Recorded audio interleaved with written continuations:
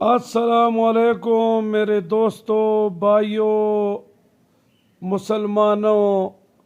आज मैं आपको जो वजीफ़ा दे रहा हूँ वो ऐसा नायाब वजीफ़ा है कि हर कामयाबी आपके कदम चूमेगी। लेकिन मेरी वीडियो देखने से पहले आप मेरे यूट्यूब चैनल को सब्सक्राइब करो, लाइक करो, शेयर करो, ताकि मेरी हर वीडियो आप तक बआसानी आपको पहुंचती रहे।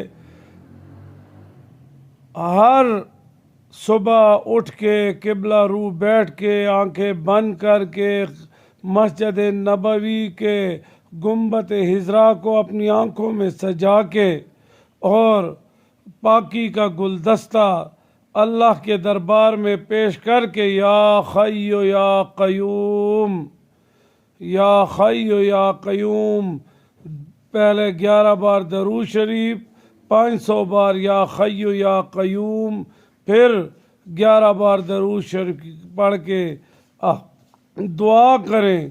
इंशाअल्लाह हर कामयाबी आपके कदम चूमेगी। बहुत बहुत शुक्रिया आपका। दुआ गो अल्लामा पीर सैयद सज्जाद बादशाह, सजादा नशीन, दरबार आलिया, तिम्बरपुरा शरीफ, पेशावर। मोबाइल नंबर 0345935353 और इसी पर व्हाट्सएप है।